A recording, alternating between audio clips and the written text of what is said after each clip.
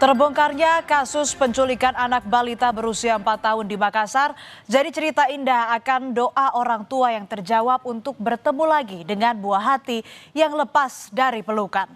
Akan tetapi kisah balita di Makassar hanya satu dari sekian banyak kasus penculikan yang beruntung karena berhasil ditemukan.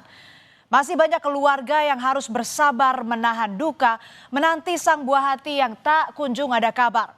Salah satunya keluarga dari Alvaro Kiano Nugroho, bocah berusia 6 tahun yang diduga menjadi korban penculikan di Pesanggerahan, Jakarta Selatan. 8 bulan tak ada kabar, kini keluarga menanti Alvaro kembali ke pelukan. Inilah Alvaro Kiano Nugroho, bocah berusia 6 tahun yang dilaporkan hilang tanpa jejak sejak Maret 2025. Sudah 8 bulan berlalu, belum ada kabar apapun saudara yang diterima keluarga mengenai keberadaan Alvaro. Sehari-hari Alvaro hanya tinggal bersama sang kakek dan neneknya di kawasan Bintaro, Pesanggerahan, Jakarta Selatan. Lantaran sang ayah kini tengah menjalani hukuman di Lapas Cipinang. Sementara ibunya adalah pekerja migran di luar negeri.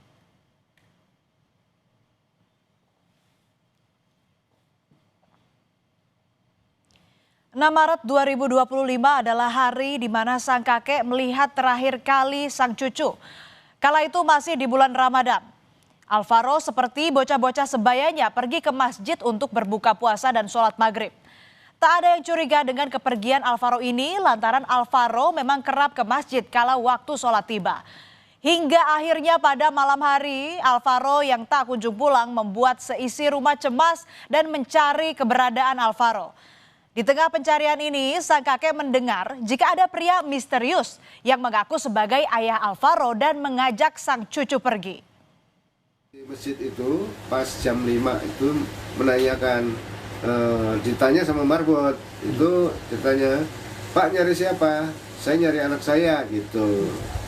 "Saya bapaknya," dia bilang kan gitu. Nah, "Ini anak saya," dibilang itu berarti kan bapaknya ya.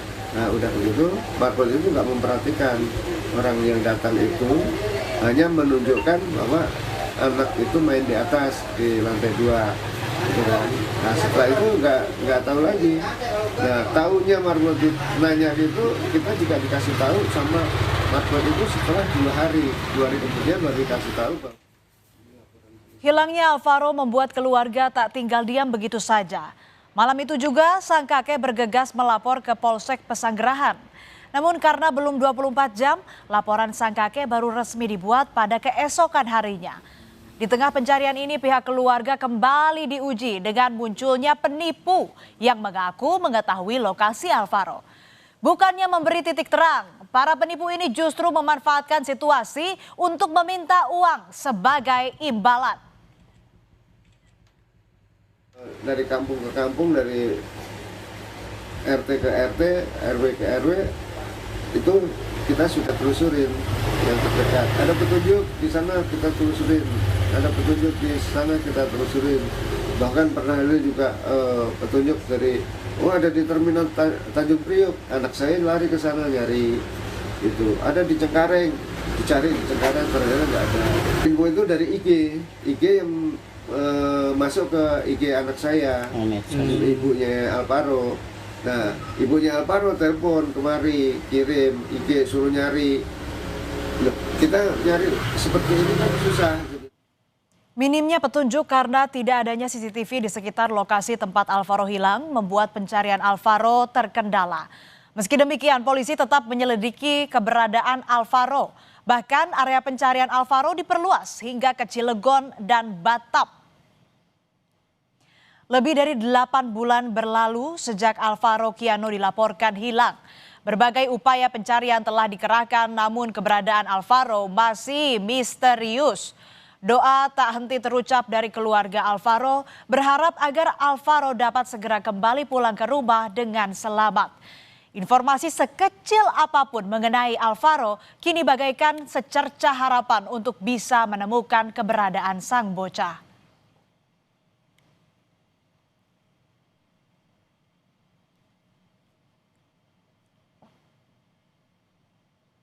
Di Madiun, Jawa Timur, seorang ibu juga tengah mencari keberadaan buah hatinya yang hilang.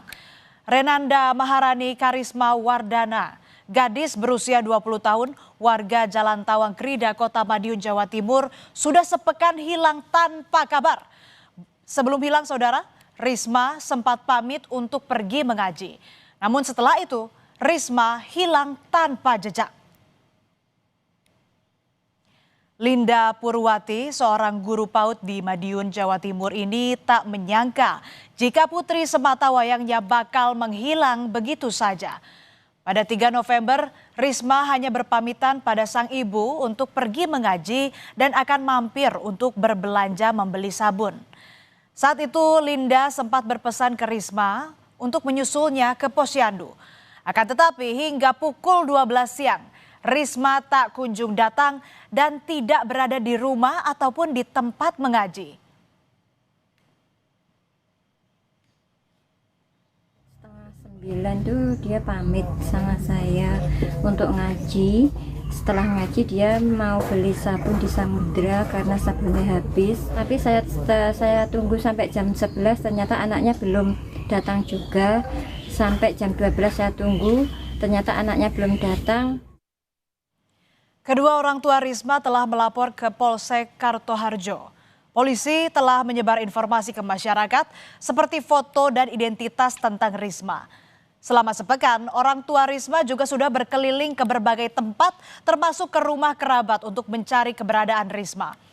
Risma selama ini dikenal pendiam dan taat pada orang tua. Jika bepergian, ia selalu berpamitan. Hanya saja Risma memiliki riwayat depresi karena gagal masuk fakultas kedokteran. Doa orang tua Risma akhirnya terjawab. Setelah sepekan lebih hilang, sang putri akhirnya berhasil ditemukan pada Rabu malam di Semarang, Jawa Tengah dalam kondisi selamat.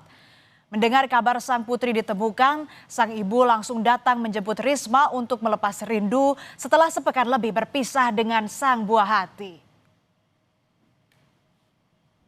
Dan bersyukur kepada Allah karena dengan limpahan rahmatnya kami masih dipertemukan bertemu dengan putri kami, dan kami juga mengucapkan terima kasih kepada pihak-pihak yang membantu kepulangan putri kami. Saat ditemukan, Risma berada di sebuah rumah penampungan di Ungaran, Semarang. Polisi masih menyelidiki mengenai kronologi bagaimana Risma bisa sampai ke Semarang. Namun karena kondisi Risma yang belum stabil, pemeriksaan ditunda sampai menunggu pemulihan psikologis Risma.